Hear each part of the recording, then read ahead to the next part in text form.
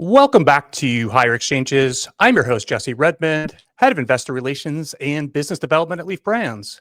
I'm joined once again by Morgan Paxia. He is the co-founder of Poseidon. Morgan, what's going on, man? Oh, doing great. Got the Bills game tonight. We're going to squish the fish. Just got back from racing in Marina Del Rey where Emily and I got some hardware.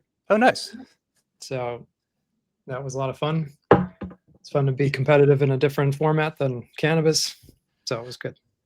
Yeah, I was chatting with Emily the other day. It sounds like, speaking of the fish, she's been spending a lot of time down in Florida, it sounds like. Sunburn. Yes. Oh, okay. Yeah, that makes sense. Cool. So you've got, is that home or away tonight? Home. Big time. Yeah. Well, cool. Well, Morgan, we're not alone today. We're joined today by a first-time guest and probably a fresh voice for most people out there. His name is Tucker Johnson. Tucker, what's happening, man? Man, not much. I'm just excited to be here, go over these topics, and I just appreciate you guys having me on. Yeah, I think we met through the podcast, didn't we, Tucker? Didn't you listen to the show and then you sent me a DM? It was like a year or two ago, and that's how we started talking. Yeah, absolutely. My dad, who's obsessed with Twitter, which is another conversation, he had actually sent me a link of yours and listened to a couple of the podcast episodes and sent you a DM. And I'm glad you got back to me. It was like next day, and we hopped on a call, and that was probably about a year ago. Yeah, we've talked a few times since. I connected well with Tucker because Tucker is a guy who has a good background in finance, understands economics, but he's also somebody that understands weed and really likes the plant and is really passionate about it.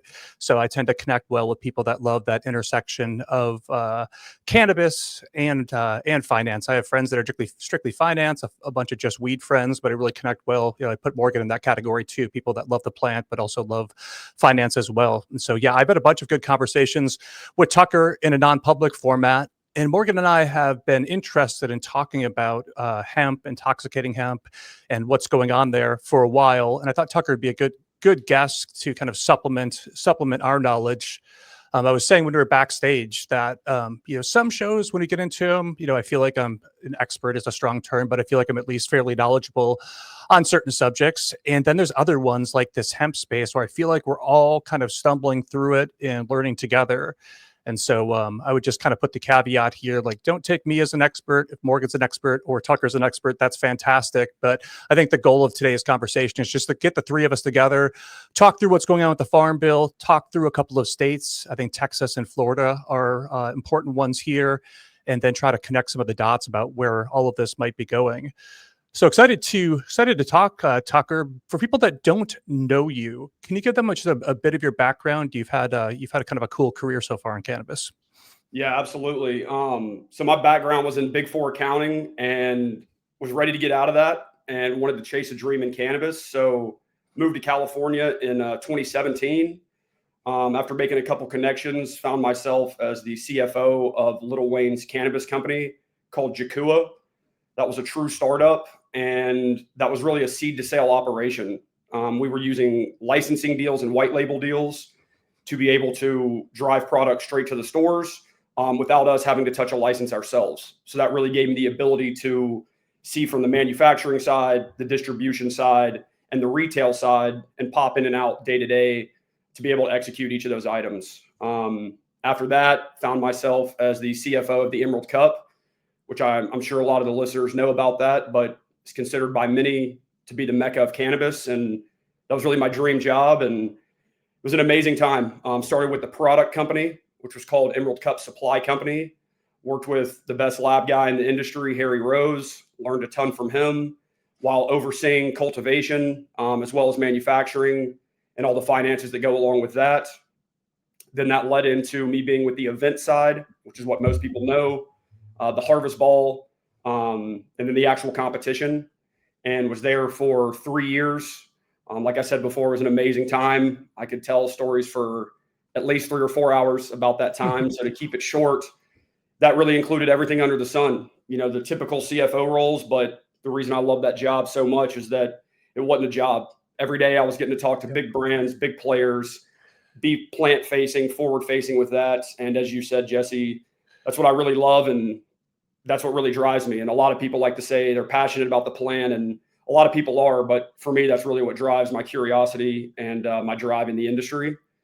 So after leaving the Emerald Cup, I went into consulting for a little while and consulted for some big brands, a couple large testing companies nationwide, and really just kind of dipped my toes in a lot of different aspects, branched out into some go-to-market material for brands because I understand the culture and really being able to tailor that messaging towards their clients. And then got a phone call from British American Tobacco to go be their head of finance, cannabis lead of their cannabis practice. And I mean, that was an amazing experience, getting to work in multiple countries, some of the largest investments internationally in cannabis, and just a level of exposure that I didn't really know existed until I stepped into that role. And so that was a great opportunity. Really appreciated my time there and everybody I got to work with. And after that, found myself back in consulting. And this is where it kind of goes into the hemp side for me. I was an interim CFO for one of the largest hemp companies in the country. And then that led into me consulting for another large hemp co-packer and manufacturer. So we were doing everything from making white label brands for other stores, making white label brands for legal cannabis brands in legal states, importing THCA, packaging that up. So it was really, the full gamut of all that. And I've been in the Bay Area, the Emerald Triangle in California for a number of years. Now back in my hometown in Nashville, Tennessee, and being back in the Southeast has given me a completely bird's eye view and a forward facing view on what's going on with hemp, what's going on with THCA. And it's frankly been blowing my mind. If I was in California, I wouldn't have been able to see it at this level. And so I'm really excited to talk about this today and really, hopefully educate people on what the facts are, what's true, what's not, and then hopefully be able to give some insight into what might happen in the near future. So if I'm a listener right now, Tucker, and I hear, oh my gosh, this guy was at BAT, British American Tobacco. Sometimes we hear about cannabis being part of that. Is it the Beyond Nicotine? Is that a bigger operation maybe over there? Yes. Is there anything publicly you can, because if I'm a listener, I'm saying, oh my gosh, what is BAT doing? Is there anything publicly that you can disclose in terms of like what you did there and just kind of big picture, what they're doing? Totally. I don't want to divulge too much just because of that close relationship, but at a high level, obviously, BAT is one of the largest companies in the world. They have a department called Beyond Nicotine, which encompasses drinks and just a whole gamut of wellness products. And among that division is a cannabis practice. And ultimately, BAT, through other subsidiaries and companies that they work with, over the years have made investments, not necessarily directly into cannabis businesses, but directly into the industry as a whole around infrastructure and things of that nature. And through those relationships, they had a team over at their headquarters in London, but they needed somebody that was stateside in the US and really understood the legal implications of monetary transactions, really understood the implications of financial investments into the country and outside of the country, and really just understood the landscape of some of these companies that they invested in. And, like we talked, Jesse, I don't want to mention too many direct names, but some of the biggest CBD players in the US, I was working with them, working with several companies overseas, and then working with a large scale, actually it's the largest cultivator and manufacturer in Canada. And so do you want me to go more in depth in that, or what do you think? Are they making it, and if it's not cool to say, just say it. I don't want to put you in an uncomfortable spot, but are they making investments into things like MSOs and plant touching US operators?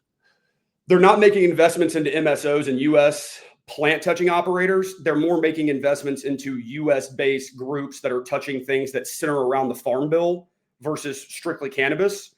And then investments in other countries that they made are more plant touching, but it's much more focused on the science and the longevity of the plant, centering around patents, genetics, things of that nature. That I could speak on that for a long time, but as you and I have discussed, that's really the far future of the industry.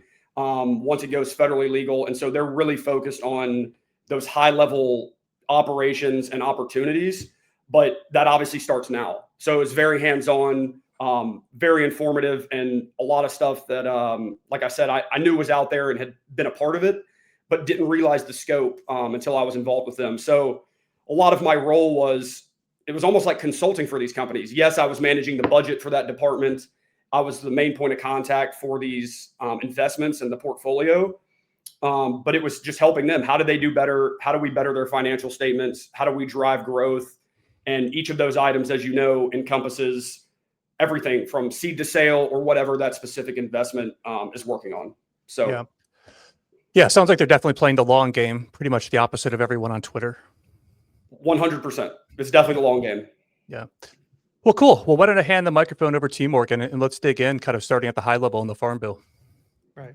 Well, yeah, very interesting background on BAT, by the way. And we've had some interesting conversations with them over the years. And it's nice when you do have basically permanent capital, to your point of having that kind of time that bridges across the unknowns of when regulatory change happens. So kudos for them for getting in the game. But, just kind of thinking back or just level setting from how we got to this point where, if you would have asked me 5 years ago who the biggest competition to legal cannabis would be, it would be the illicit market.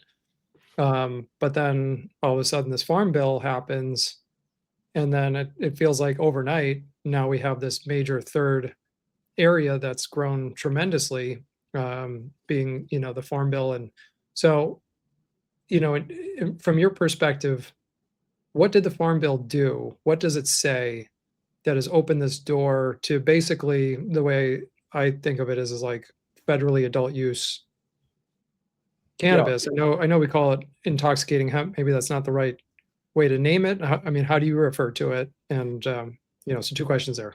Yeah, no, it's a great question. First off, how I refer to it as a bunch of different names. Sometimes it's intoxicating hemp. Sometimes it seems like a scam from the illicit market.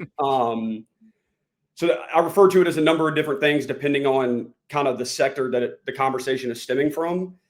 But as far as the way that I view what it is it's pretty straightforward. They passed it in 2018 and they said that products that have more than 0.3% THC cannot be sold. And in today's climate, a lot of people want to, try to misconstrue that, try to tweak it and all these different things. But at the end of the day, 0.3% is what should be the baseline. And it's pretty cut and dry. But due to the illicit market, as you mentioned, what's really happened is that because this is not federally legal, it allows the states to have a certain amount of autonomy in how they're going to legislate this. And the problem with that is that these states don't really know what's going on. Cannabis right now is very unknown. A lot of people in the industry don't really know what's going on with hemp or kind of the legal ramifications. So you can imagine bringing that up to the legislators of the state, they're 10 times more confused. And so when these states started allowing smoke shops to sell, hemp-derived THC, all these items, those fall outside of the scope of the federal laws because the states on the ground level don't have any laws prohibiting it. So that in and of itself is a loophole. But then what it also did is it created for THCA and products coming from California to start being shipped legally, sold at smoke shops, sold in these different locations. And consumers think, okay, not all consumers, but a lot in these states think this is tested product. This is at the store. This has been tested for pesticides, potency, all those things. But because of the federal lack of enforcement, the state's lack of knowledge and enforcement, it's just opened the door completely for people to ship just actual THC under the guise of THCA. And so for me, that right there is the biggest loophole that this has created. And I could break it down further, but if you look at that at a high view, you have the black market here, you have the white market here, and you have this tiny gray area in the middle. Well, once this loophole was created, the gray market expanded exponentially, and the gray market is the same as the black. If it's not white, it's gray or black. So ultimately, that gray merged with the black became huge, and people aren't out there doing something that is egregiously illegal by any means because they're following the letter of the law in their state, and that's why the loophole works. So, right. And well, when you mentioned THCA, but then you have finished products that quote Delta 9 from hemp. So how does that in the way the Farm Bill is written, how are they capturing that and being able to sell, like to your point, in smoke shops and gas stations and such? For me, that's the biggest question mark. And it's not a question mark because we know what's going on. but they're just doing it. That's really the only way to say it. They're doing it. It's happening. Nobody's stopping it. And, hemp-derived THC, yes, it's THC. You have to use a lot more biomass of the hemp plant to get that same milligram product, but the source biomass is still hemp, right? So that's really how people kind of justify it and skirt around, because the hemp plant itself is less than 0.3% THC. And so the baseline source that's creating the product, that's kosher to ship across state lines. Then once it goes into certain states, it's up to the state to enforce it, and nobody's really enforcing this. And so that's kind of how I think about and describe the hemp-derived THC, and that's why we're seeing drinks, edibles, even these big brands that I know we'll get into later, like Kiva and Can, using this because they have obviously huge legal teams and they've vetted this out. And, based on federal laws and then the states they're selling in that they target specifically, they know that their products are outside that.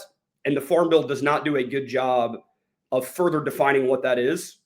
And then the last thing I'd add there is, at a very high level, and I've said this to Jesse a number of times, but I just feel it's important to state this, that, cannabis has been around naturally occurring in nature for millennia. And there's only two plants that exist. Number one is the hemp plant, and number two is cannabis. In the past 2 to 3 years, there has now suddenly become this new plant that has, I guess, suddenly spawned, called THCA. So I'm just making that a point for all the listeners now that THCA is a part of testing cannabis. THCA is part of the decarboxylation process that happens when you burn or activate cannabis. But THCA is not a new plant. THCA is a cannabinoid that consists to create the total THC content, but by no way, shape, or form, and I don't want to have anybody misconstrued on this, it is not a new plant, and that is the loophole, because if it's not a new plant, then you're either shipping hemp flower or you're shipping cannabis, and the cannabis obviously is not federally legal and can't ship interstate. Yeah. So maybe a little kind of historical, because the idea of 0.3% is just purely a legal construct. Like hemp, before we said less hemp is hemp if it's less than 0.3%. Like go back to World War II when we had tons of fields of hemp for, supporting the war efforts. Do we know what the THC is when it was just hemp grown in fields? I personally don't, and that's an amazing point, and that's kind of why I stepped back on the historical perspective. I mean, like you said, for the war efforts, rope, clothes, all those things, and that's why for me, I use the word scam. That might not be the right word, but when you look at it through that lens, 0.3% just really feels like a group of people were sitting in a room and decided this sounds good, and threw a dart at the wall and landed on that. It doesn't really feel like there's a whole lot of precedent behind that or any type of actual research to verify that, because why not 0.05? Why not 1%? I'm a cannabis consumer, and I really love cannabis, and if I consume something that's 1%, I'm definitely not going to feel it. So where's that border? It's unique to each person. How did they create that, that construct? Right. Well, and I'm assuming it has to tie to a genetic seed bank, and, probably what we were growing back then had much more characteristics of what we think of as industrial hemp, which is, the tall fibrous plant. It's not a bushy, flowery plant. And so those genetics were very different than, to your point, of what this kind of in-between zone produces, where it doesn't have industrial value. It's really only for purposes for flower. And so, kind of going to first principles, the loophole, or not the loophole, the law, the Farm Bill, if you just say because they create this construct and said 0.3%, that's what's opened this whole, call it Pandora's box at the moment, because this unregulated kind of situation that we're dealing with from a federal level, and the states are trying to catch up. Absolutely. Yeah, I think Pandora's box is the absolute best term to describe this, because now it's open, you're definitely not putting it back in. And that's obviously what we'll talk about here in a few minutes with some of these states. But I also think that this ties to big companies. It's like there's industrial hemp manufacturing happening for all types of other modalities of the product. We're not hearing about those because people in those industries, they're not worried about the THC percentage, right? It's only related to who's consuming it, which not only doesn't really align, but if you also view it through that lens, to have a legal system set up, you have to have some type of enforcement to back that up. And in the Farm Bill, there is actually no outline for the legal enforcement. And even if there was, it's based on states because it's not federally legal. So how does that really flush out when they're sitting at the table trying to make that decision? And I feel like it was kind of we're going to slap this out there. We're going to try to mitigate some of this stuff. We'll deal with it in a few years. And now the country's seeing the illicit market of cannabis. Boom. Yeah, and I just want to jump in and make the point. Maybe you made it earlier, Hunter, but I always think I get Tuckers and Hunters confused. Hey, you call me whatever. Tucker. That the Farm Bill regulates specifically Delta 9 THC, right? And so THCA falls outside of that, but there's also that whole group of synthetics too, which I think is an important conversation to be having, because I think that's some of the THCA flower isn't explicitly garbage, right? Like there could be clean, good flower that qualifies as THCA flower. It's an abused part of the system, so a lot of it turns out to be garbage. But the other side of it, a lot of which is garbage, it doesn't have to be. Like I've consumed D8 products that were clean. It's not my favorite high, but I remember a dispensary in town had some Delta 8 concentrates. I'm like, I want to find out just exactly what Delta 8 feels like. So I bought a jar. It was dabs, and I took a few dabs of Delta 8. I was like, wow, this stuff gets you high. It's a little bit more chill. It wasn't my favorite thing. I didn't buy it twice, but it wasn't garbage. But I think, Tucker, what happens is that the bad actors turn a lot of these products that could be helpful, because for even D8, is a useful thing. Sometimes it's better for people with anxiety. It doesn't give as much euphoria, so it can be a helpful high for those sorts of people. But the open loophole allows garbage products to be stuffed in what could be valid categories. 100%. And I think as well, like, I'm glad you mentioned the THCA and the hemp and the D9. To me, this is where the lines are the most blurred, is that when I'm consulting for these hemp companies, we're shipping in massive amounts of THCA using large scale, what's the term for like UPS and FedEx, whatever, shipping carriers, logistics. Yeah. It's all described by them as hemp. So it's THCA to the market, but it's hemp to them. So we had a hemp account with one of the big providers. When it's delivered, there's literally a piece of paper that just says, exclamation mark, warning, this is hemp flower. And so to me, that's also another example of when your boots on the ground and you're seeing this, it is much more convoluted and much more complicated than it seems from just reading about it and looking at it, because people are abusing this whole situation. And I frankly can't blame them. They're making money. They're doing what they want to do. They're trying to spread, the knowledge of cannabis, which I'm all for. But I think that's the other issue, is that nobody really can categorize D9 as hemp or THC or THCA or D8, because it's a free for all. And that's also why the black market's grown so much, is because it's not been one product that's been able to get shipped and handled this way. It's all of them. Mm-hmm. So maybe just one last follow-up, and I'll transition back to Jesse, is, from this creation of the Farm Bill and everything that's happened subsequent, you've seen, and I hate to say both sides, but it kind of is, unfortunately, is like legal cannabis and intoxicating hemp, and all of the other things. Unfortunately, it feels like it's divided our industry, and it's divided our efforts, where one side is pulling more for the other side, saying, this and that.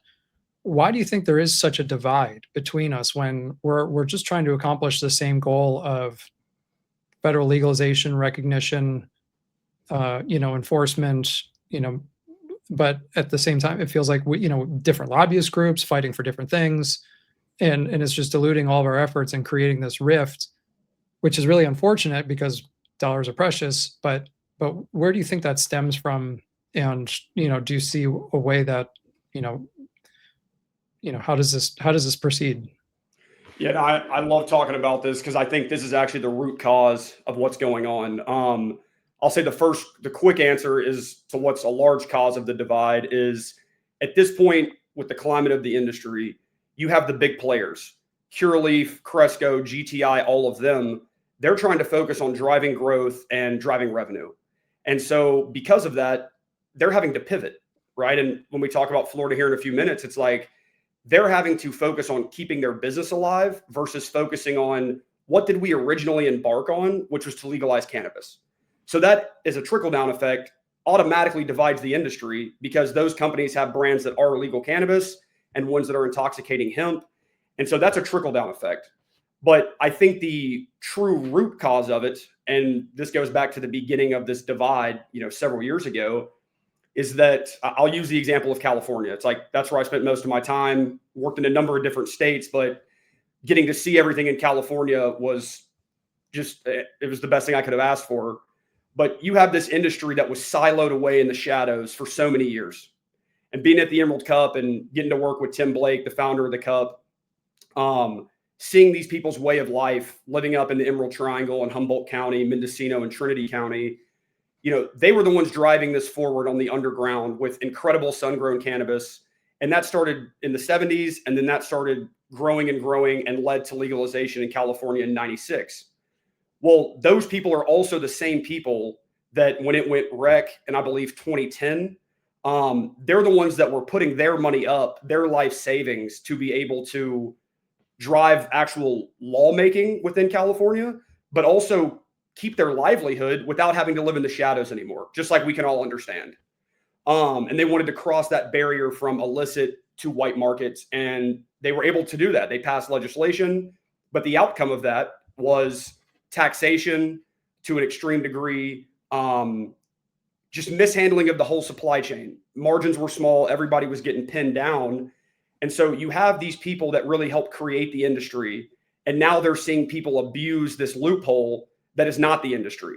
And so from a root cause culture standpoint, that's a lot of what has caused this rift. And I know some of the listeners might be thinking, well, how does that happen at such a small scale? And my response to that would be 60 to 70% of the country's weed at one point was coming from this one portion of the country in the Emerald Triangle. And so regardless of how many people live there, the supply was coming from there.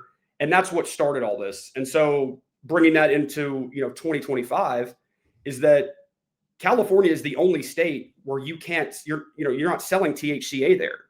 And that's because the people in California understand that this is not a new plant that exists. And also people that are in the other states, they want to sell cannabis. They want to have a business. They want to be a part of this industry because it's exciting. But doing it in a way that creates a loophole and not, I would say, what people would consider, the true essence of the plant or the true nature of how the industry started, that automatically creates a rift amongst people in different friend groups, amongst people of different mindsets, and amongst people that have different views on their personal experiences with cannabis or hemp. And so I think it's a ground level organic type of rift that's happening that's now expanded up to the big five companies, and then it's coming back down to the stores, and it's just a perpetual cycle. Yeah. Interesting. I mean, it seems a little, it's interesting from the perspective of, I mean, it's not the big five, it's every cannabis company Totally. that is seeing this, growth of competition and further pricing degradation, that's weakening the entire system, to your point, with insane taxes, not only at the state level, but the federal level with 280E. And you have this hemp industry that's running along with a lot of profit, that's funding a lot of efforts to, it seems like the effort is they would like nothing more than the legal industry to go away and industrial, or not, intoxicating hemp to have it all for themselves. And I just don't understand, again, why it's a winner. It has to be a zero-sum game. It's, why wouldn't they be advocating on our behalf too? Because the pie is huge, and let the consumer decide. But it's interesting how this continues to unfold. Sorry, just one last, and I'll pass it to Jesse. But, we're hearing noise today, or more recently, Senator Rand Paul coming out and in defense of the hemp and saying we got to protect our farmers. I don't hear senators coming out and saying we need to protect the cannabis farmers, but we got to protect these hemp farmers. So it just seems very inconsistent, hypocritical, really, if you're selling a plant that at the end of the day can cause the same benefits for people, but one is viewed as one of the worst substances on the planet, and one is one that we have to protect for the farmers in their states. But, do you see any potential changes coming from Congress around the Farm Bill or intoxicating hemp, or is this just more noise in Congress? And just as we have never seen any progress with banking reform or, other federal progress in cannabis, is this just noise and it'll just be status quo for the hemp side of things? Yeah, first thing I want to briefly touch on is you mentioned the Rand Paul thing, and I completely agree with you that it's just wild how they're promoting, the hemp farmers, but not the cannabis farmers. And for me, that's actually the absolute antithesis of what is happening right now in the industry. You have legal cannabis that was fought for, approved, legislation passed, being sold at stores. Taxation was messing it up, but people could go buy legal cannabis for med and rec purposes. And now all of a sudden, those people that were doing that are in essence getting penalized because they're now getting pushed against by hemp. So I could not agree more with what you're saying about that just seeming, very conflicting. And so as far as, any changes I see happening to the Farm Bill, I really don't see any changes happening. I think that Congress and just government as a whole is extremely slow in general, but especially when it comes to cannabis and hemp. I believe that the 2018 Farm Bill is so bare bones or when it was passed in 2018, that it would take an enormous amount of not only time, but just collaboration and effort and science, being introduced to these people and years of knowledge that all of us have gained to even allow them to start discussing how can we, create a better construct. And so because of that simple reason, I don't really see them making any changes to that one. Potentially maybe an amendment at some point. But like, I'd mentioned to both of you before we'd hopped on is that if you're going to start doing that, you might as well start looking at the federal legalization, because you're going to take 5 years to figure out the new Farm Bill. And then you're going to take another 5 to 10 to do cannabis. It's like, why not knock all birds out with one stone? So in a nutshell, I don't really see any changes being made. I just see that any changes that could be made are going to be due directly to the pressure increasing from the illicit market, the gray market, and the white market, and the hemp versus cannabis conflict. Yeah, and Tucker, you're mentioning California. We don't see a lot of let me reframe this. Intoxicating hemp products are available here. Like I see them at smoke shops in town, but I don't really see anyone in my circle consuming them. The black market is huge in California. We have about 1,300 dispensaries here. So there's access to a fair amount of proper cannabis. And so I sense that in states like California, where real weed is everywhere, people don't generally lean into the things in smoke shops and the intoxicating hemp market as much. On the other side of that equation are places like Texas, where you have a really restrictive but getting slightly better medical program. Texas has historically been a huge, black market state, partially for that reason. I'm sure you're well aware, Tucker, that, a lot of cannabis, from California at one point was ending up in Texas. And so Texas really seems like it's kind of, in some ways, become, one of, if not the epicenter for what's going on with intoxicating hemp, because unless you have one of these fairly strict qualifying conditions, you can't access the medical program. And even if you were in the medical program, the access is, so limited in Texas. So people have really leaned into that smoke shop circuit, or the hemp stores, or even they call them hemp dispensaries. There's a bunch of names for the different, for essentially the same thing out there. Do you want to give us a bit of an overview of that Texas market, what's going on there? And then maybe we can talk a little bit about where things might be headed. Yeah, absolutely. I'd love to. What I'm seeing in Texas from being hands-on and just from, knowing people in the industry that are there and doing business directly there is it's another situation where it's pretty straightforward, but it's also complicated at the same time. For purposes of this overview, I'm going to kind of separate the med program out simply because that's, so small and, not really in operation right now. But to me, Texas is the perfect example of exemplifying everything we've talked about between the multiple markets, the white, black, and gray market. You have a state that has a large population and a lot of people that like to smoke weed. And since weed was being sold in these states from, decades ago, that was happening a lot. The governments, they know it's happening. They might assess a dollar value to the illicit market there, but they're always, that number of value they're attaching is always so low compared to what reality is, because people are doing this in the shadows. So now that you see this transition of the laws, the loopholes being utilized in, like I said before, a really intelligent way by these people, they have now created a whole new market. You now have large strip centers that now have 2, 3, 4 smoke shops in them over, a 2 zip code area.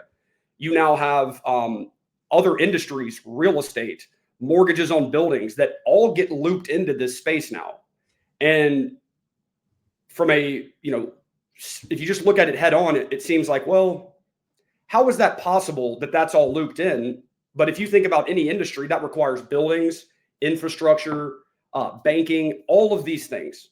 So now you have a large group of people that are selling product in their mind and in the state's lack of knowledge that is legal. And so what does that do? Like I said earlier, it opens the door for the gray market to be bigger, which is the same as the black market. And now it's forward facing. And so consumers can get what they want when they want without any concern or fear, realistically, of anything negative happening or any type of just getting in trouble. Basically, there's no fear of that. And so as we see this continue to grow, we saw instantly that Texas, everybody was up in arms. They had all these different THC stuff. People didn't understand because it's confusing. They obviously went to a vote. A lot of people thought it was going to pass with a full ban. And I was sitting back consulting with these hemp companies, telling them this isn't going to happen.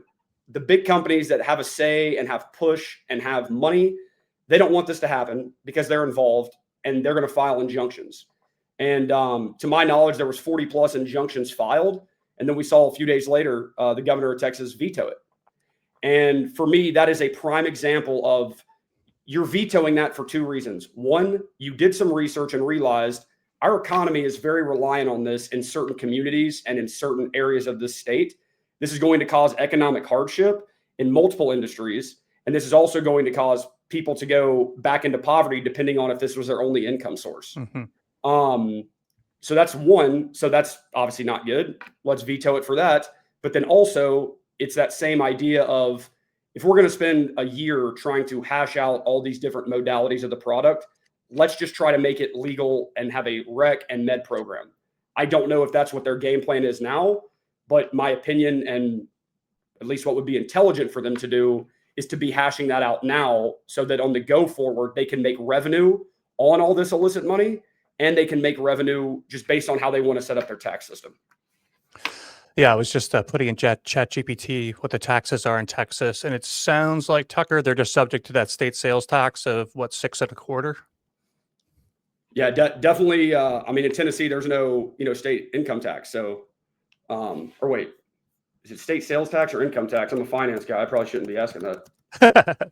Sales tax always exists. It's whether or not income tax exists or not, right? Okay, cool. All right, I said it right the first time. I just didn't want to. I didn't want to be misspeaking, but yeah. So you talk about an industry right now in cannabis in legal states that have additional taxes, excise tax, and everything on top of it, just the regular taxation. So even in a state where they have legal cannabis, you might as well just eliminate that and sell intoxicating hemp.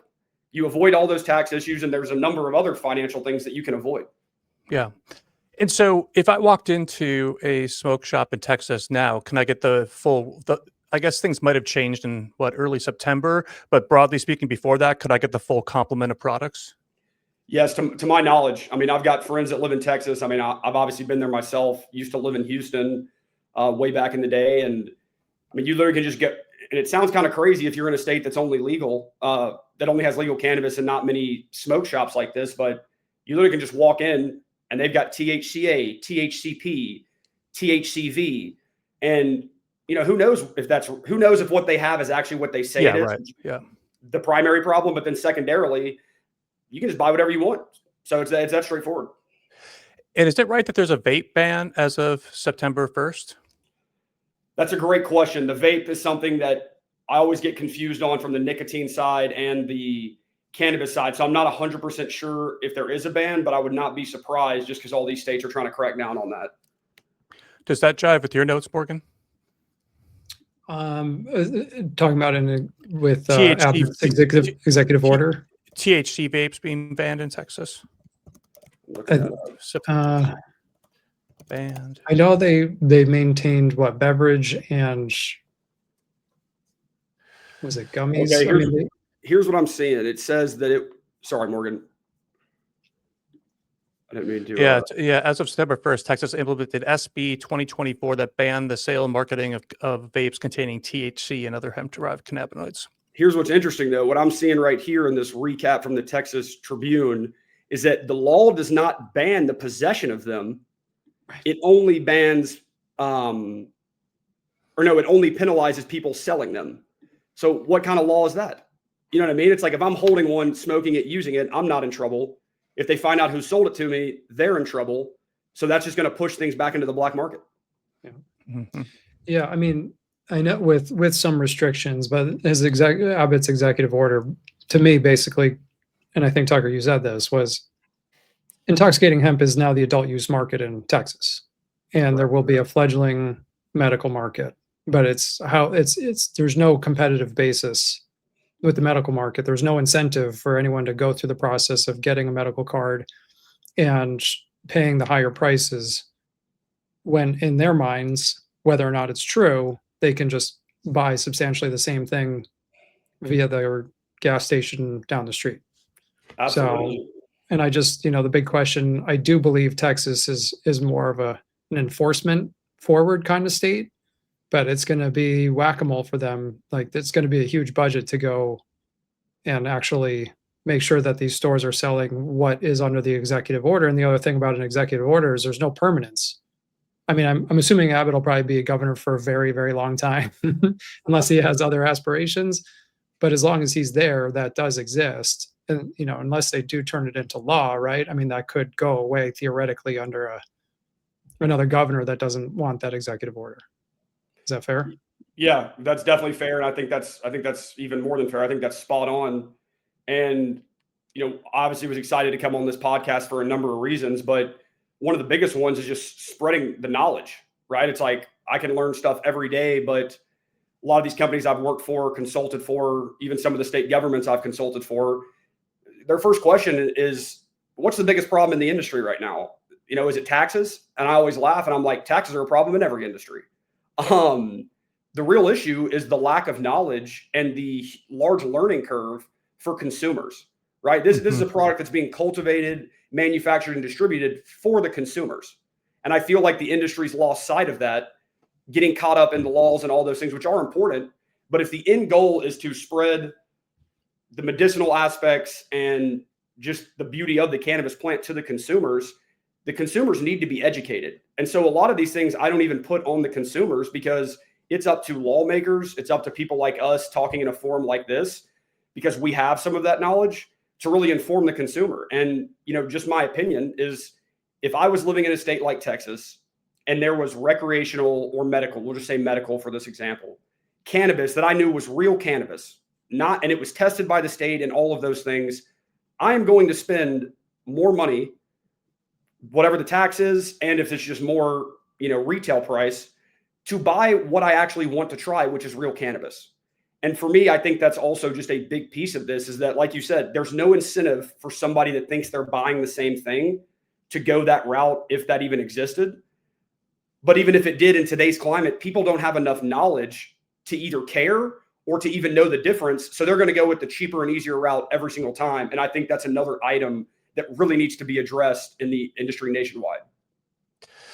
Yeah, I mean, the three of us spend all day, every day thinking about this stuff, and we're still kind of, wandering our way through this conversation, trying to connect all the dots. Now you just take the average, Joe or Mary on the street trying to understand this stuff. I think you're right. It's a massive education project. In the spirit of time, why don't we transition over to Florida, which I think is a really interesting example because it's different, similar and different than Texas. I mean, there's not an adult use program, but it does have a thriving rec program, and then it also is trying to get to adult use. We'll see if that can happen next year. And Morgan, curious to get your take on this, but now they have the 130 million, I think it is, tourists that come to Florida. They can't access the medical program, but they sure can go to the black market or these hemp stores. So I think Florida's an interesting thing to compare and contrast with Texas. So with that preamble, why don't I hand it over to you, Morgan? Yeah, I mean, Florida, thank you for some of these cheat sheet notes, but Florida has 728 medical cannabis dispensaries and over 5,000 smoke shops. So to your point, a much more robust medical market. It's a pretty good structure, I think, from, the verticality of it. But here we are once again, a state that has set a very high bar to pass adult use, because it's, this big awful thing, but yet these smoke shops are able to freely sell these products untested or whatever, because there's no regulation in Florida around hemp, that are located next to ice cream stores and candy shops and things where kids are, and and there's no concern there, which is again, just feeling like it's just a battle between maybe some of the operators and the state, but again, just the inconsistent positioning around it of how do you defend one and support the other. But nonetheless, I mean, it's become a big enough thing to, I think, as you noted, like Curaleaf has started open hemp stores where they're selling hemp beverages and, dabbling in that to see what it's like, because they're, who knows when, no one knows when laws are gonna, or the next time we'll get a voter initiative. If in Florida there's even talk about raising the already very high barrier, to pass adult use. So the shifting goal line there is tricky, to see path for that. I mean, I would obviously love it for the benefit of Florida. To your point, Jesse, the huge tourism dollars, like it's a very big market, and but it's how do we get there? We don't know. So you're seeing people out trying to figure out how they stay in this game while this is going on. But Tucker, from your perspective, how do you compare what's going on in Florida versus Texas from the hemp side of things? Is it substantially the same? Is it different? Like what's kind of going on? I think it's different in some aspects and the same in others. I think it's the same in the sense that, once again, intoxicating hemp is branching out from just the original cannabis market. That's happening, like we just talked about, in Texas, and that's really happening in Florida. So I think they're similar in that regard, but I think they're different in the timeline that each state is on. Texas is behind Florida as far as the scope of the med program and those things. But I think they're also behind when it comes to the large scale forward facing hemp stores that we're now seeing in Florida. Texas, in my mind, still has a lot to figure out. All we know right now is that things are operating as they were previously, and we're just kind of waiting on legislation. Whereas in Florida, the Curaleaf thing, it's just crazy to me to think that Curaleaf and these brands spent so much money, cultivation licenses, excise tax, cultivation tax, real estate, all of that, to build these cannabis stores. And now, several years later, what are they doing? They're literally doing the same thing, but just with intoxicating hemp. And to me, I think that Florida is, for lack of a better term, one of the quote unquote weirdest states, because you would think by now they would have passed, a full rec program. Some of my friends that live in Florida, they have med cards. I have friends in other states that have a Florida med card, which technically, shouldn't be allowed. So I think there's a lot of gray area there. And just going once again back to your specific question, is I think it's unparalleled what we're seeing in Florida. So even though there's similarities to Texas, we've not yet seen a state where a big company such as Curaleaf has said, you know what, we're rolling out a whole new chain of stores, versus it just being little mom and pop smoke shops.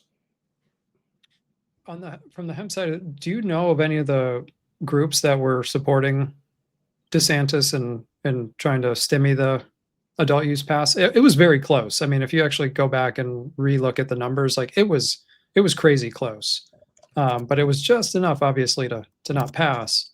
But it seemed like they were well funded and supporting, blocking that initiative. That's a great question. I actually looked into this several years ago. I was just looking at some of my notes here. Let me pull this thing up here. Looking at this article that I had saved from 2023. Here it is. Two firms. In the meantime, our guy Guap here is reporting he's ordering 200 milligram live resin edibles through a website. He's drinking THC beverages from a local brewery. Says all the strip balls. I think he's in North Carolina, if I recall correctly. Yeah. And he's saying that the dispensaries look, the hemp shops look just like stores in, Colorado. So yeah, sounds like the Carolinas are thriving with the hemp. Well, and El Guapo, that's actually where I was based. When I was with BAT, I was in North Carolina. And then when I was consulting for some of these large hemp companies, I was in North Carolina, and they have some of the most lax laws on hemp production. But once again, it's kind of like anytime somebody mentions laws around hemp, it's kind of just like there's already no laws. The states aren't enforcing anything. So, it is what it is. But yeah, everything looks like a legit dispensary now, and it's kind of crazy. So, all right, I'm looking here. To answer your question, Morgan, this article is talking about the Never Back Down initiative because of DeSantis' personal opinion that, pot's a menace to society. That's actually what the headline says.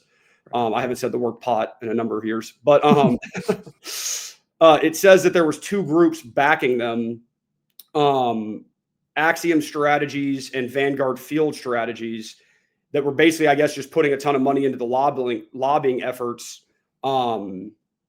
Well, actually, this article is confusing. I think they might have actually been supporting legal marijuana, but at the end of the day, I don't know a specific group that was backing that. But my opinion is that I think it's a lot of personal stuff for DeSantis. I also think that there's groups that have a vested interest in keeping Florida medical, because if it goes full rec, all these other brands can capture the market. And if you think about it, Florida's got a large population, large tourism, as you mentioned. And if the only way for those certain companies to maintain their stronghold is to keep the competition out, that's what they're going to do, right? If you have to get a med card in the state, people are making money on med cards. They're making money on cultivation because there's large cultivations happening. So the state's still making their money. Would they make more going rec? Of course. But if they're already making what they feel like is what they want to make, there's not really a vested interest in growing it more from a crime standpoint. And from just the flip side of whoever these groups are that are backing them are obviously powerful. And I think that's why everybody thought that was going to pass. And it was very close, but it didn't. So that's a great question. I really would love to know who was backing that and what was their premise behind doing so. Yeah. When you express a concern about if they went adult use and all these other brands could come in, I'm curious what you mean by that. I mean, it's still federally legal, so it still has to be contained within the state. The state has a licensing structure that would presumably carry into an adult use. So where is your concern that they think of outside competition coming in? So when I was at Lil Wayne's company, Jakua, while I was there, I took the brand to 5 states, Nevada, Michigan, Colorado, several others, and we were going into Florida. And this is when Florida was like up and coming. The med program had started. Everybody was really excited. And I believe that the group that we were talking to at the time was Surterra Wellness. Does that sound right to you, Jesse? That's in Florida. It was one of the groups that was really heavy in Florida. It might not be Surterra, but it's a group that at the time was one of the big ones. I believe since then has been acquired or is kind of operating on an offshoot.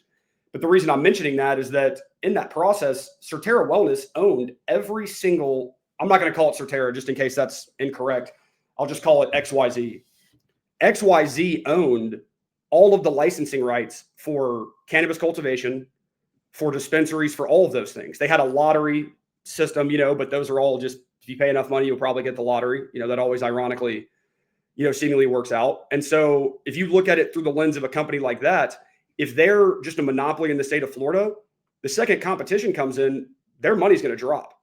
And so I don't know what that landscape is right now behind the scenes, but that's what I mean by holding out the competition. Because if competition comes in, there's a chance they could make a little more money, but they for sure can lose money if they don't execute better and keep up with the competition.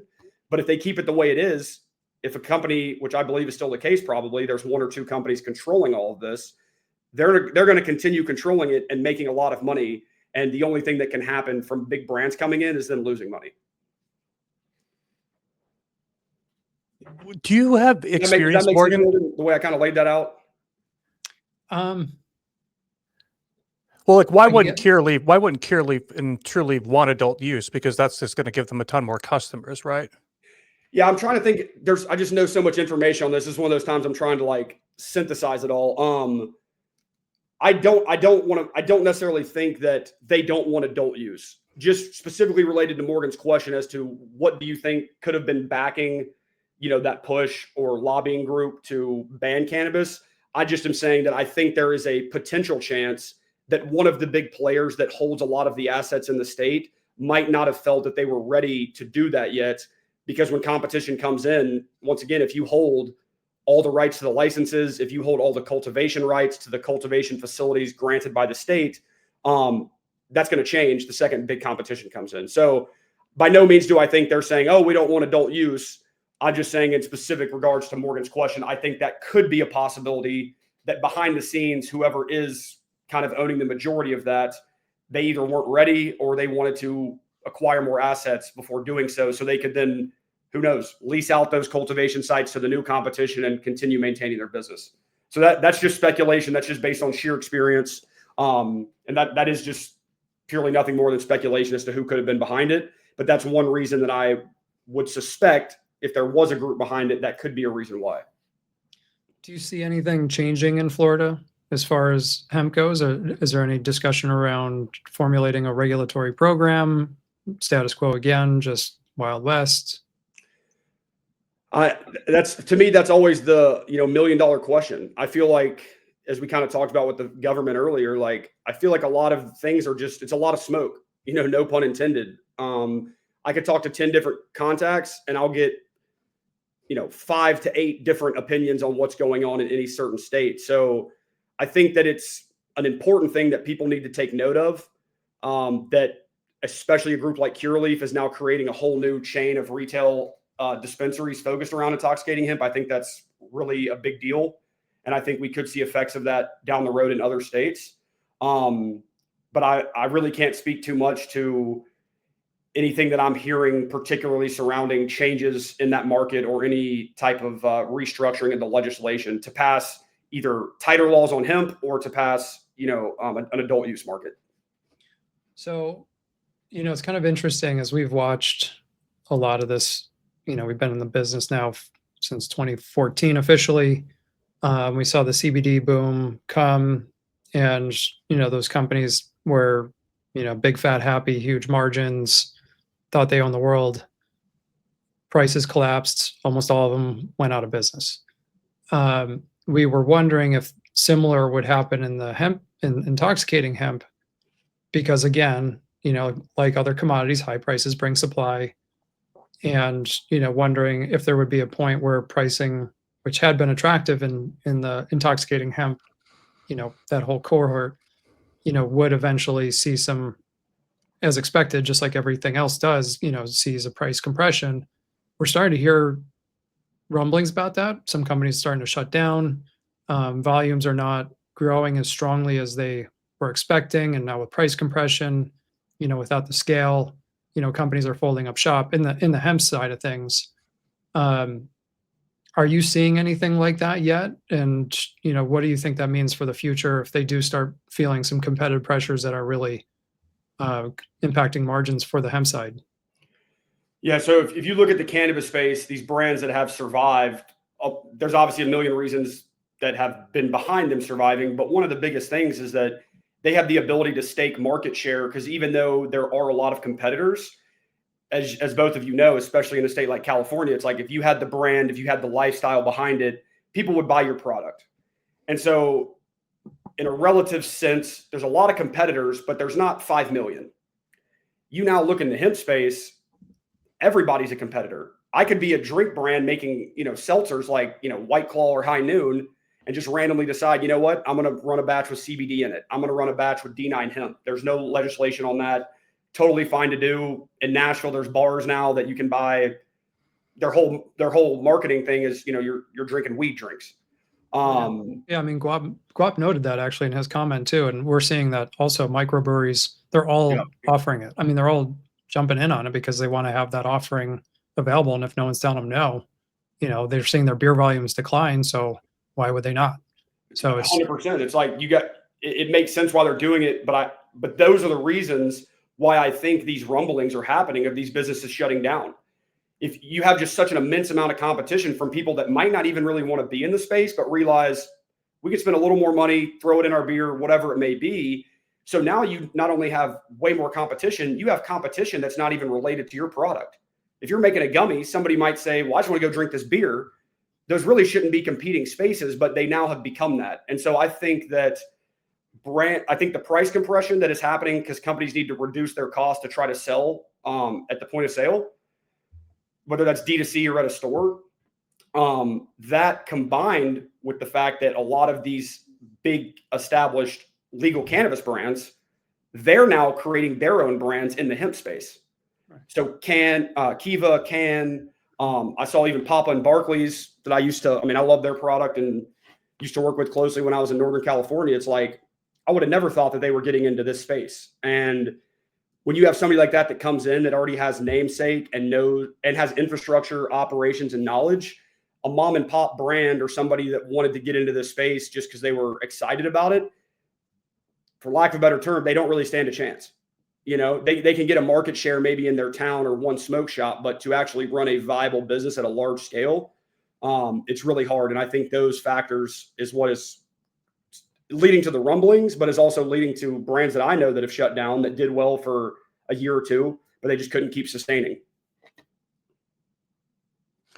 Yeah, I've been going to a few concerts this summer. We have a place called Santa Barbara Bowl here, which seats a couple thousand people and overlooks the city and gets a bunch of good kind of mid-size acts. And man, I would kill for a THC beverage at one of those things. I don't, a lot of times don't want to drink. You can eat a face full of edibles before you get in there, but then you're just sitting there drinking water the whole time. Smoking. You never know how it's going to hit you too. It might come all at once. Yeah, you got to time that, and then they don't like smoking at those places. And sometimes there's families around, and I don't feel good lighting up next to like a 12-year-old, a 12-year-old or something like that. People are hitting vapes a little bit, but I just see people crushing beers.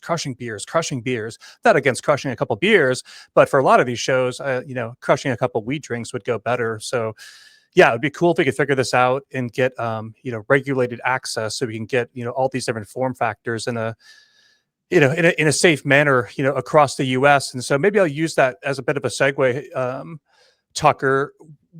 Where do you think we go from here? Like, we have this patchwork of regulations where we have the 24 adult use states, and man, that's like operating in 24 different countries. And I knew this when I was an analyst, and I knew this when I ran a cannabis business in California.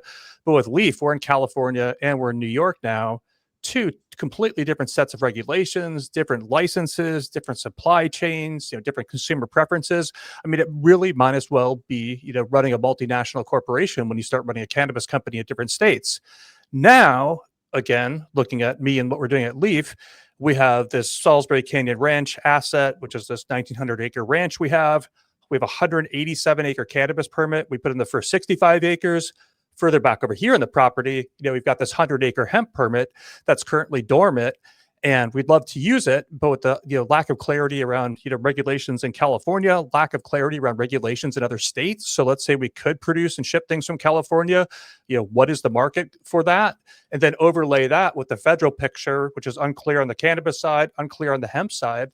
I mean, man, we just have hours and hours of conversations about, how do you, if you're a Glass House, if you're a Leaf, if you're any cannabis company, Morgan, every, MSO we've had on in the last year, we've had a conversation about, hemp with them, trying to figure out how to strategize, where do we all go from here? And so I guess my question to you is, how do you see this national landscape evolving, and what advice would you have for, on the cannabis and the hemp side to make the most of the opportunity? Because you want to be opportunistic, but you also don't want to step into something at the wrong time when prices are going to collapse and regulations are going to change. Yeah, it's like, as the listeners have probably been able to tell, I talk super fast. And this is the type of question that really gets me going, because it really touches all aspects of what's going on. I think the analogy of 24 different countries is spot on. And when you think about that, that really is just crazy. I mean, that just makes absolutely no logical or rational sense. And so there's a number of different things that I can see coming from this, or where this could head. But just trying to view it in a simple form, like in a nutshell,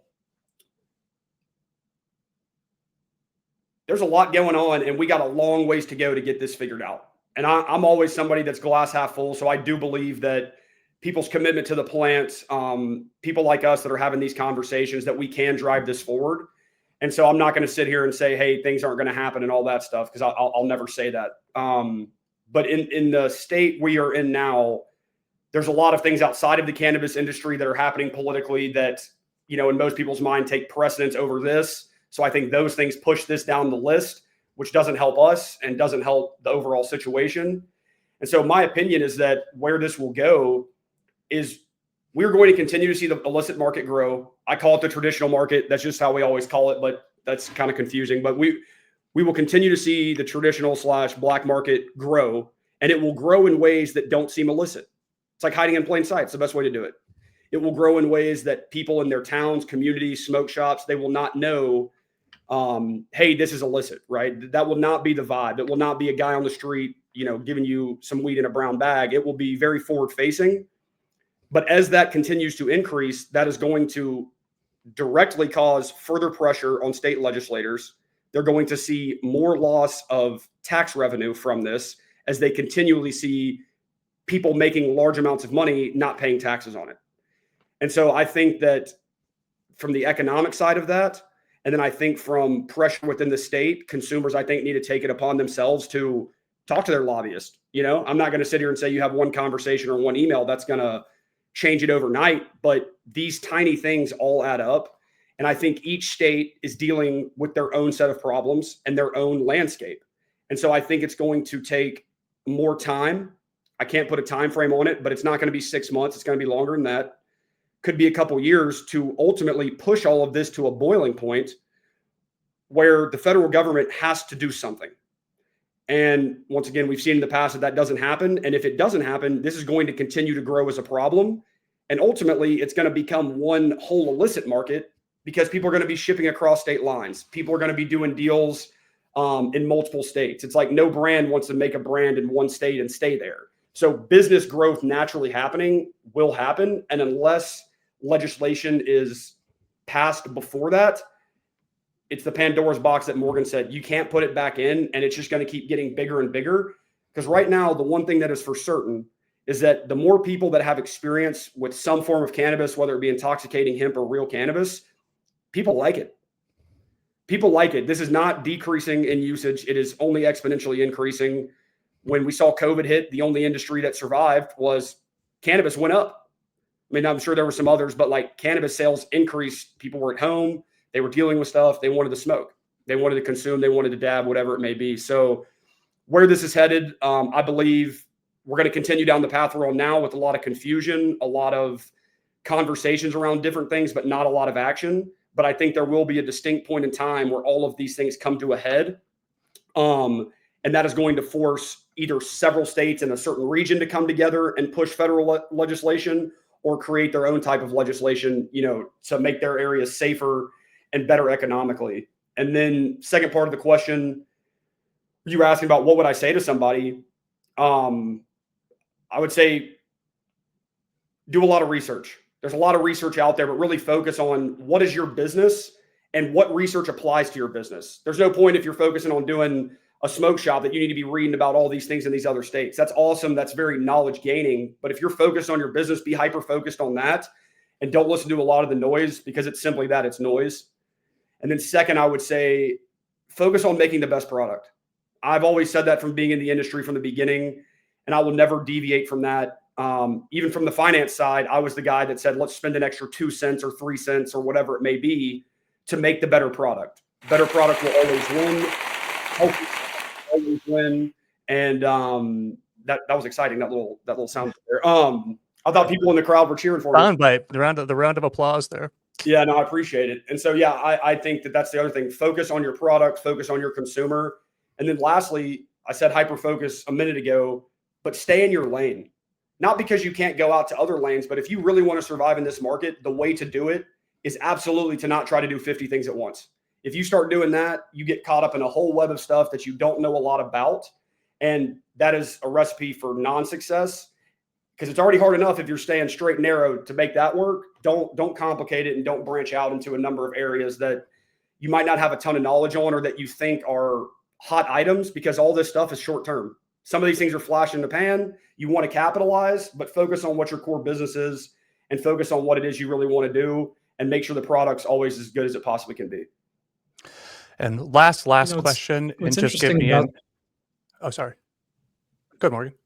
Oh, yeah, no, it's to your point about focus, the hemp industry and especially some of the trade groups, I feel like, to your point, they've gotten hyper focused on this aspect much more so than, the much, much bigger aspect of hemp being on the industrial side.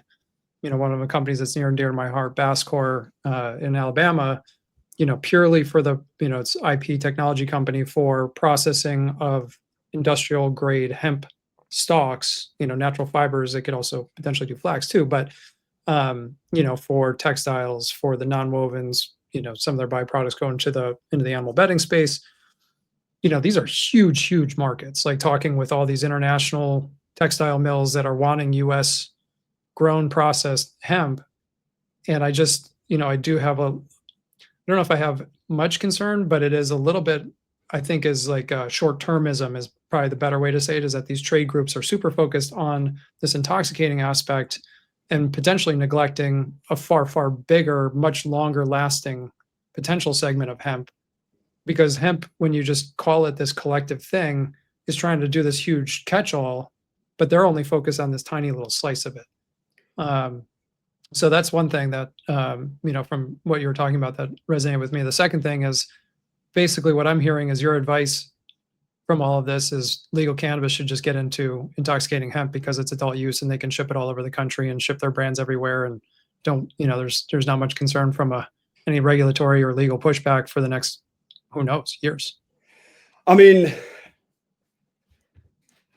I would say that, like you had just mentioned me saying, I think these brands should get into that.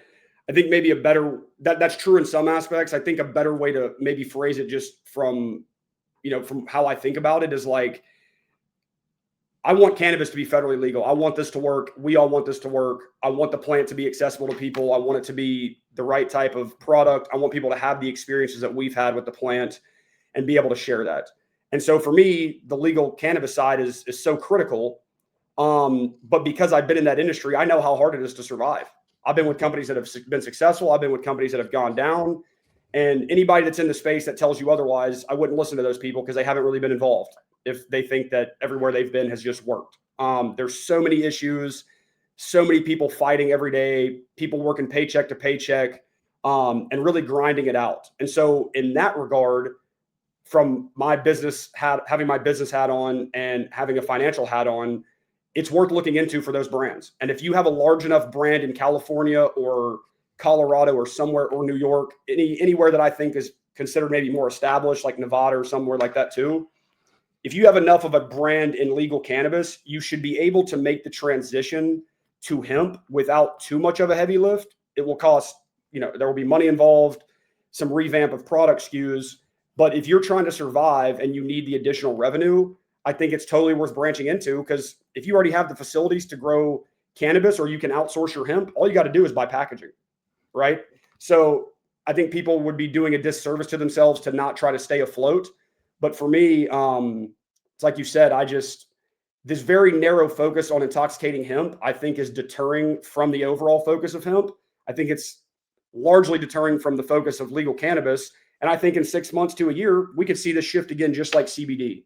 But if somebody has a personal business, it's like, I think they should take it upon themselves to stay focused on their one aspect, because if it works for only a year, well, it worked, and then maybe pivot at that point. But I could not agree more with things you said surrounding this huge divide. And for me, it's like that's really hurting. And I really think that we need to try to bring those back together and push both as one versus pushing two, because each time one gets pushed above, the other one's getting inadvertently knocked down.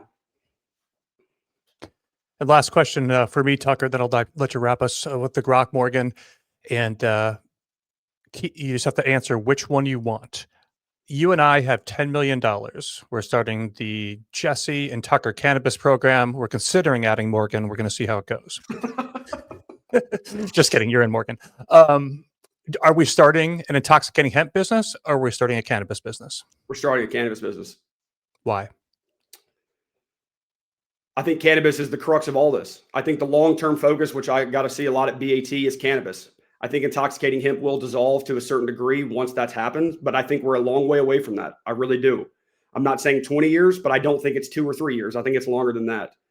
But I still believe that if with the $10 million, which is it's a good amount of money to set up a good operation, that if we were to market strategically, create the right product SKUs, high quality, extremely efficacious products, that those brands can survive in different states.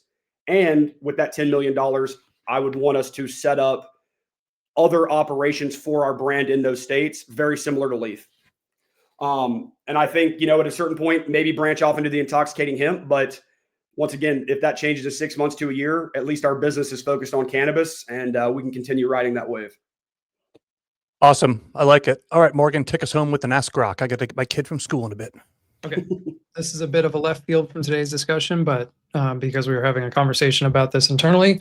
So I said to Grok, I said, Kelshi odds of cannabis rescheduling in 2026 have been declining since mid-August, while 2027 odds are still holding. What percentage odds do you think, Grok, are reasonable for rescheduling in 2026 versus 2027? Grok says, in my view, these market implied figures are a solid baseline, but slightly undervalue the momentum from Trump's signaling and the DEA's likely inclination, accounting for midterm elections in 2026, potentially accelerating reform to appease voters, ongoing state level expansions, as Jesse noted, 24 recreational, 40 medical, administration's 4-year window. So Grok applied for 2026, a 45% probability. This is above current markets, 41%, I believe, on Kelshi, and due to expected progress post any 2025 hearing, but tempered by GOP funding threats that could spill into the new year. Now, for 2027, the odds are, I think Kelshi's at like 71 right now. Grok says 30%.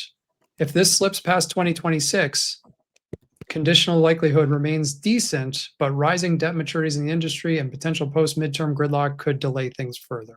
So this puts a cumulative odds, though, still around 80 to 85%, higher than Kelshi's 26 figure, but realistic for Trump's term. So, Did you intentionally leave off 2025, Morgan? Sorry. So to frame that, it's before 26 or before 27. Okay. Okay. So can you repeat the numbers in that context? So before 2026 are what 40, and what? 45%. Okay. So basically by end of this year. And that's what Grok is saying, it's 45%? Yes. Got it. Okay. And before the end of 26, a 30% likelihood. So Grok thinks a higher shot this year, a lower percentage due to midterms and other, things getting in the way. By the end of next year. That kind of goes back to what I was just saying. It's like, this is going to take time. You have all these external factors that are contributing to this. And this is why we're truly riding a never ending wave. That's all I'll say is a deep sigh. Yeah. I think good chat. Super interesting. So yeah, that is interesting. Yeah, bigger discussion. I don't even want to start talking about Schedule 3. AI overlords. Yeah, where's the ARG?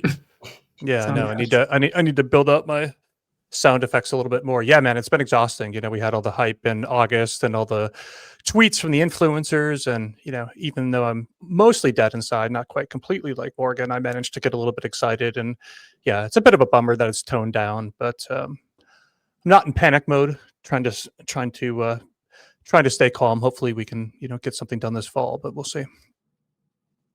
Absolutely. Well, good chat today, boys. Tucker, really appreciate you joining us. If people liked what they heard, they want to follow you, they want to get in touch with you, where would people find a man like yourself? So my Twitter account, the X account that I just created is it's @_Tucker TUCKER_Johnson JOHNSON. And then my email is tucker.johnson517@gmail.com. So I'd love for people to reach out if they got questions, want an opportunity to connect. And obviously I'm always open to new working relationships. So please reach out to me. And Jesse and Morgan, I can't tell you thank you enough for having me on. It's been great to be on here. Love talking about these topics, and hope to come back soon and discuss some other items. Well, sounds great. Morgan, always good to talk to you, my friend. I'll be rooting for your Bills tonight since the Vikings aren't playing. I don't have any vested interest, so good luck with your Bills tonight. Thank you guys all for listening. Don't forget to watch on YouTube. While you're over there, do us a favor and like and subscribe. We're slowly building up that base on YouTube, so we appreciate that. And we'll talk to you guys again soon. Awesome. Thank you, guys. Thanks, Tucker. The views expressed in this podcast are provided for informational purposes only. Nothing we said should be considered research nor a recommendation. All investing involves risk, including the loss of principal.